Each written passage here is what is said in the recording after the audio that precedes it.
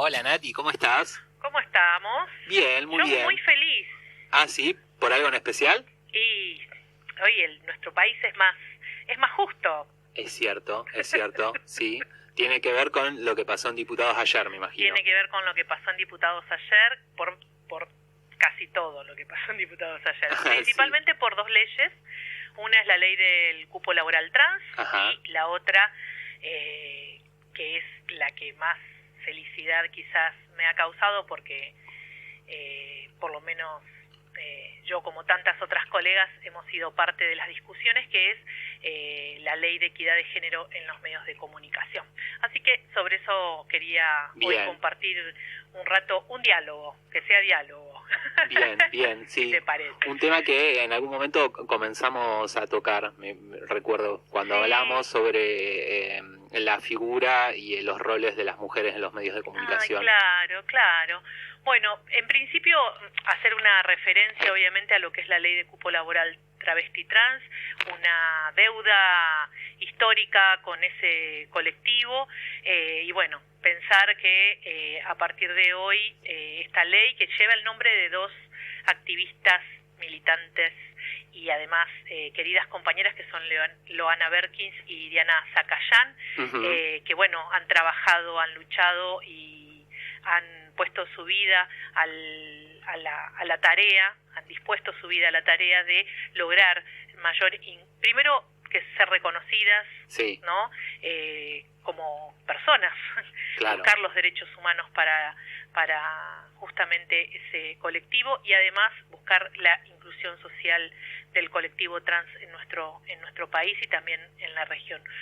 Estas dos leyes, pero estamos pensando ahora la ley del cupo laboral trans, también se inscribe en una larga historia de luchas, ¿no? Y me parece interesante y súper un reconocimiento y un homenaje a estas dos mujeres mujeres trans, que lleva justamente el nombre de ellas esta ley, ¿no? Y que a partir de ahora las que vengan después, las personas que vengan después, dentro de 100 años, sí, van a preguntarse seguramente quiénes son, y van a poder sondear y entender que muchas veces los derechos tienen nombre y apellido, como dijeron muchas y muchos en el día de ayer en el debate, en la madrugada de hoy, sí, en realidad, ¿no? Que las luchas tienen nombres, tienen apellidos, tienen trayectorias vitales, tienen historias.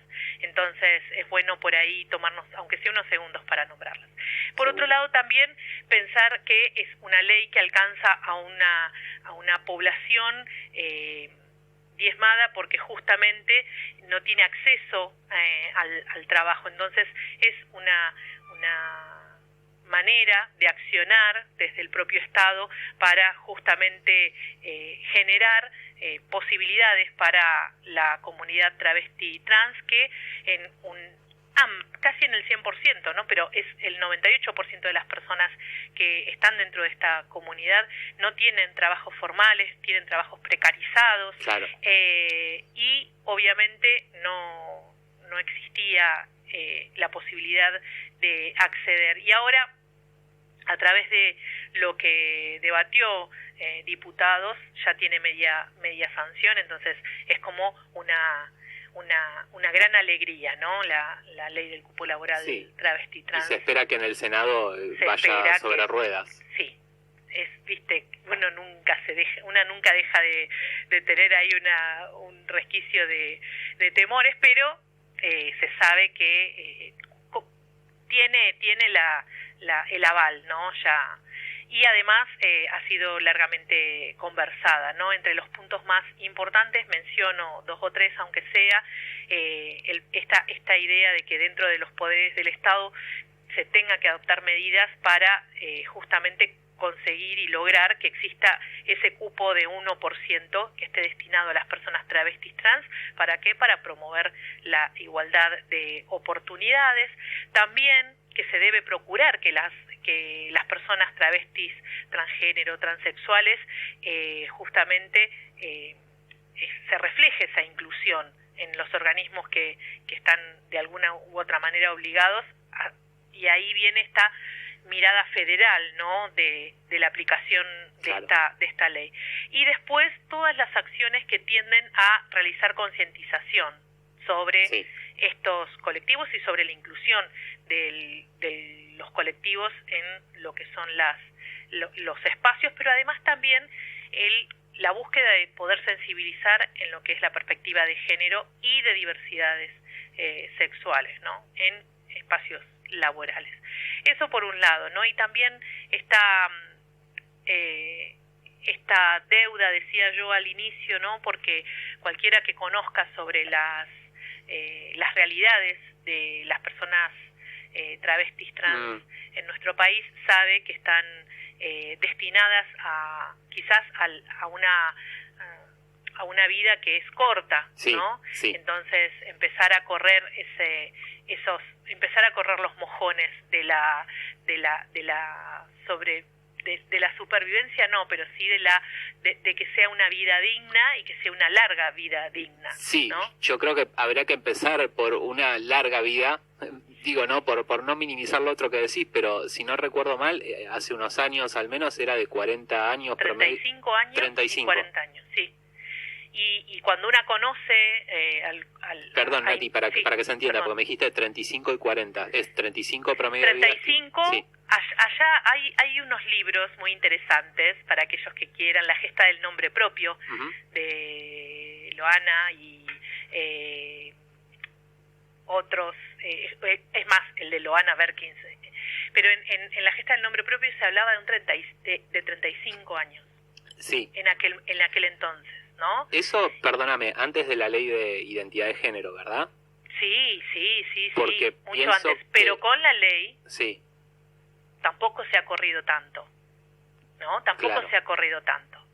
Entonces, y además es en qué condiciones continúan su vida las personas de ese colectivo, ¿no? Sí. Sí, me refiero, si estás traspasada por la precarización, por la precariedad, por la vulneración de tus derechos, por la falta de acceso a la salud, por la falta de acceso a la educación, ¿no? Por la expulsión que sufren desde tempranas edades en sus hogares y en sus regiones, en sus territorios, y por eso también ese desarraigo que cargan, ¿no? Que no es gratuito el desarraigo para cualquier persona, claro. ¿no? Entonces que quienes extiendan su vida lo hagan en condiciones dignas, por eso esa referencia. Y sí, 35, 40, yo digo, ¿por qué? Porque para algunas encuestas da un número y para otras otros, ¿no?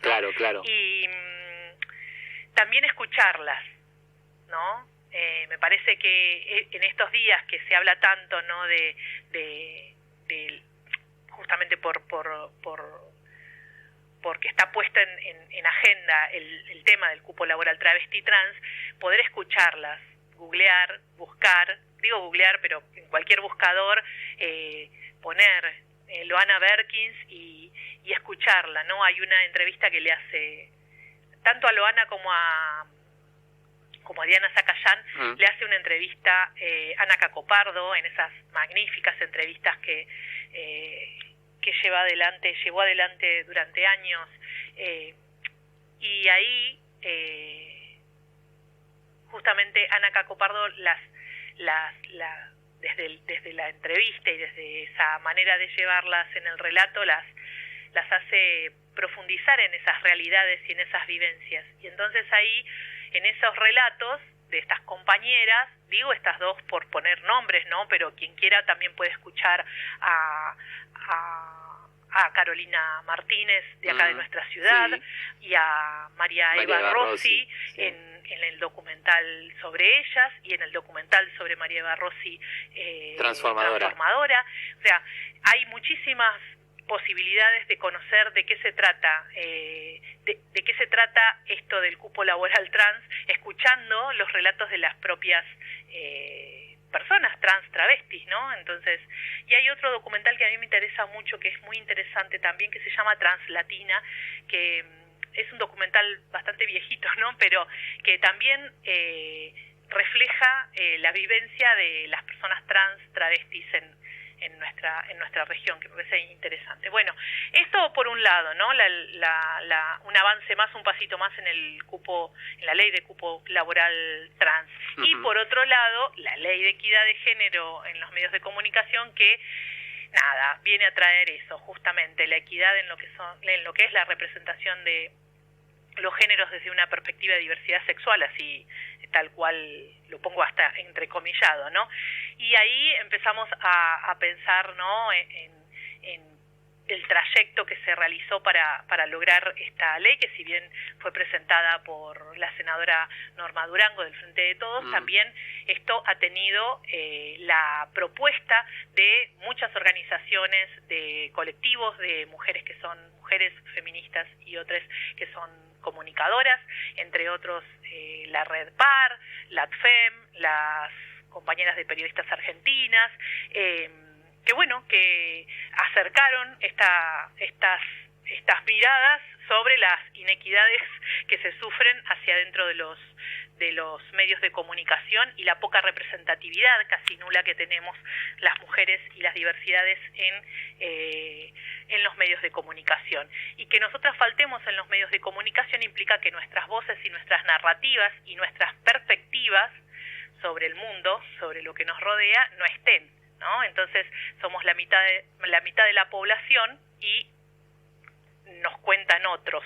Claro. Entonces la posibilidad que abre esta ley es justamente que comencemos a estar en los medios de comunicación y que sea una obligación en principio y que después en algún momento ya no se verá si somos varones o mujeres o diversidades, sino sencillamente personas que hacemos medios, ¿no? Claro. Pero bueno, en principio, para ese futuro hermoso que creemos que va a llegar, tenemos que transitar otros espacios, que es esto, ¿no? Pensar, algunos hablan de la paridad, del cupo, bueno, esto es, si bien se sigue nombrando de esa manera y me parece que sí, me lo permito incluso a veces, nombrarlo, pero bueno, hoy por hoy se está reforzando esta idea de la equidad de representación, claro, ¿no?, en los medios, me parece medios de comunicación. Un concepto superador. Es superador, pero no invalida lo otro, me parece a mí.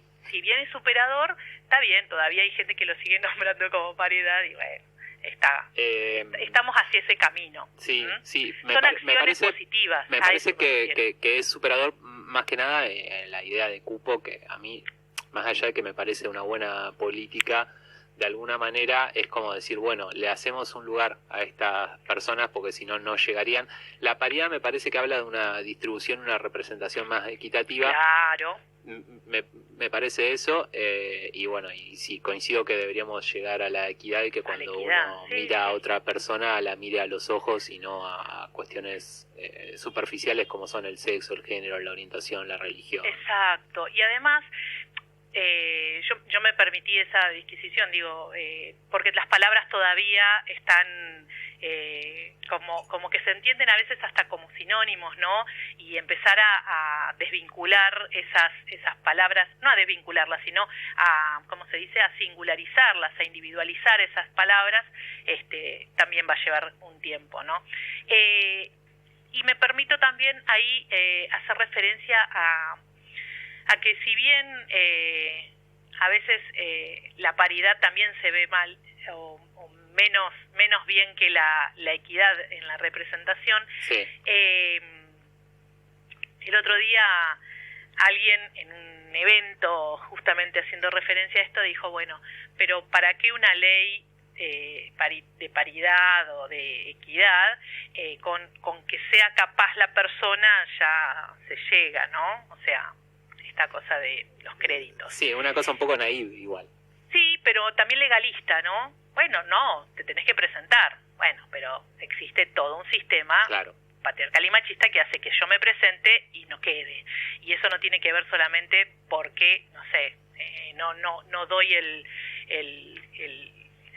target, ponele, claro, sino que tiene que ver con que prefieren a los varones frente a los medios de comunicación, por lo menos en algunos espacios, ¿no? Uh-huh. Y ahí me gusta pensar que a veces esto de empezar a pensar que, aunque sea, si pienso una charla, si pienso un espacio de exposición, ¿no? Ni que hablar de los medios, pero digo, tiene que haber, si hay un varón, tiene que haber una mujer, y si es posible que haya una compañera que sea de la disidencia, o un compañero de la disidencia, ¿no? Entonces, pensar que sí, empecemos a generar esos lugares donde si hay uno, hay una otra o un otro, ¿no? Que no es solamente por créditos que se llega a los lugares, ¿no? Claro.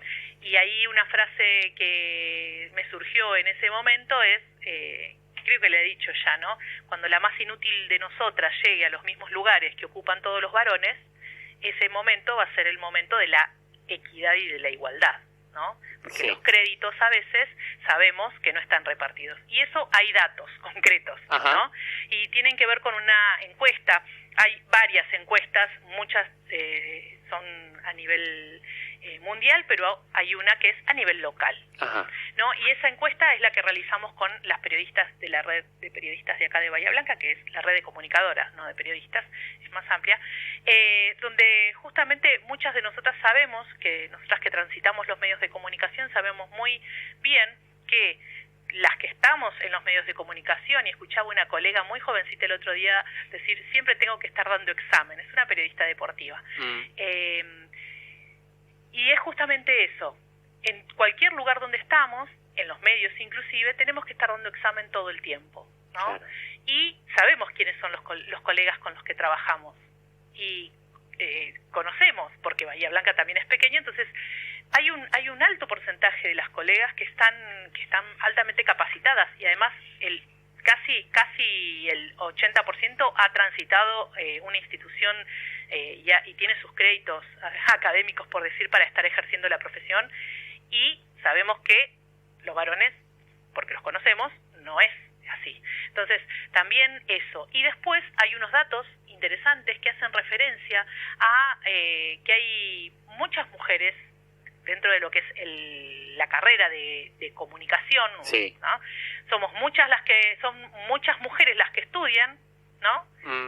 Pero solo el 30% de esas mujeres que estudian acceden a los puestos a los medios de comunicación. O sea, todas las otras no sabemos en dónde están trabajando. Nati, ¿no? discúlpame, Sí. ¿y no pasa algo similar a lo que pasa en el Poder Judicial?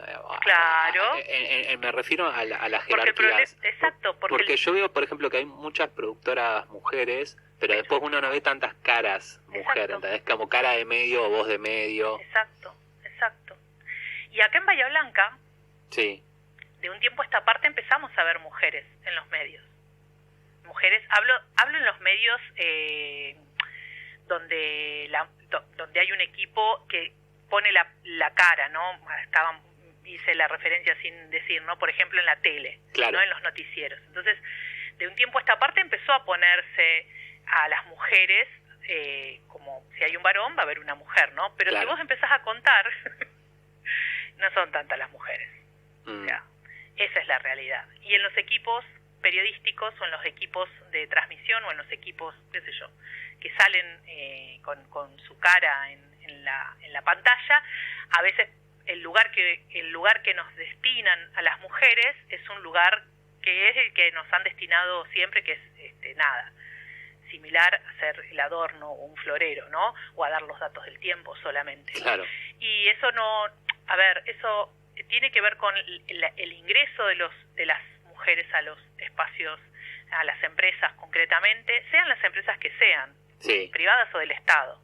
Pero también tiene que ver con, una vez que ingresás, qué lugar se te destina, ¿no? Claro.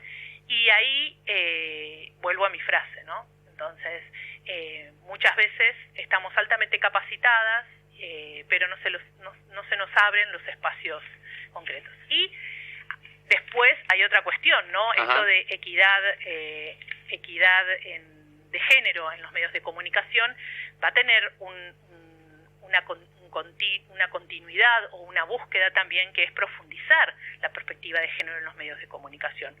No es necesario solamente nuestra imagen como mujeres, claro, o disidencias, sino que estemos formadas y que estén formadas que tengan perspectiva de género, porque si no vamos a seguir siendo como ahora, viste, que ponen las caras o las etnias distintas o sí.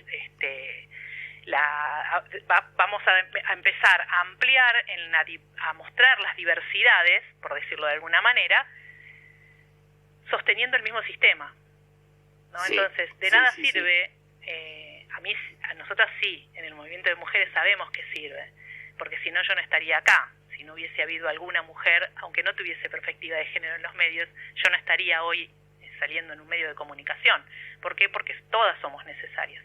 Pero que ojalá que las que ingresemos en los medios de comunicación y todas las personas que ingresen en los medios de comunicación tengan perspectiva de género, que es Bien. más que hablar en inclusivo. Nati, te voy a tener que interrumpir lamentablemente porque... Otra no nos queda.